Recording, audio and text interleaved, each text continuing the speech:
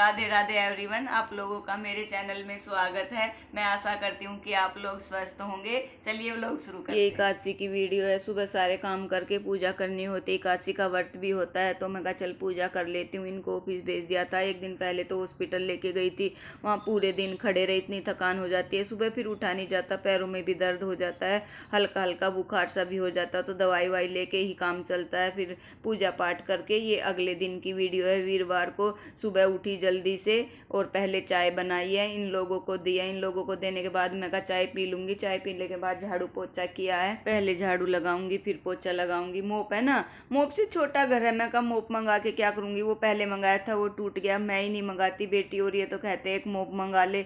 नीचे पैरों में झुका नहीं जाता, पैरों में दर्द रहता है। क्यों इतना काम हो जाता है, इतनी टेंशन होती है, झुका नहीं जाता। कमर में भी कई बार दर्द हो जाता है। तो मैं कहा कोई बात नहीं, अभी रहने दो।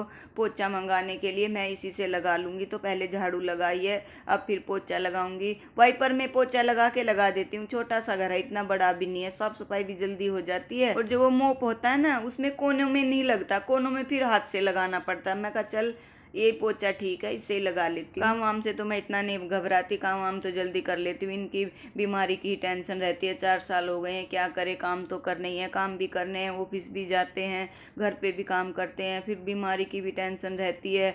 सिर दोबारा सिला है ऑपरेशन करके, तो देखो डर तो रहता ही है। एक तरफ हड्डी भी नहीं है। डॉक्टरों ने तो कहा था कि हड्डी डाल देंगे, लेकिन मैंने मना कर दिया। जब हम पठानकोट रहते थे ना, तो हमारे बगल में एक लोगों ने डलवाई थी हड्डी।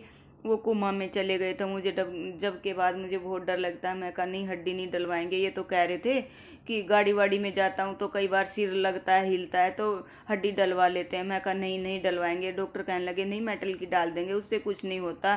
फिर एक दिन मैं आटा पिसवाने गई, वहाँ एक आदमी था, उसके 2-3 महीने हो गए कोमा में। कहने लगी वैसे तो ठीक थे, लेकिन जब से ये मेटल की हड्डी डलवाए ना, जब से ऐसे हो रहे, जब से मुझे इतना डर लगता है। मैं कहा नहीं, कोई नहीं, हम नहीं डलवाएंगे, आप जैसे हो वैसे ही ठीक ठाक हो।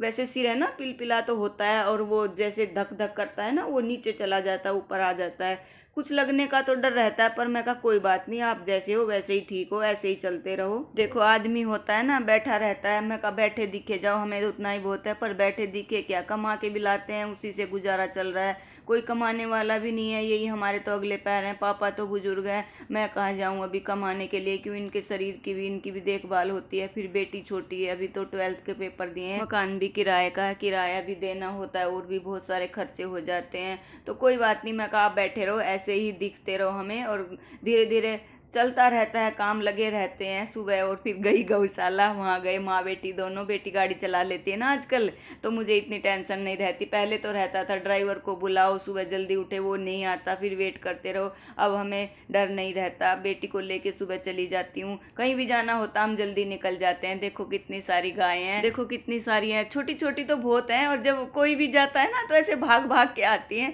अच्छी लगती है। मैं कहने लगी मानी वीडियो बना ले बेटा। बेटी ने वीडियो बनाई, आगे देखे तो बहुत सारे बंदर थे।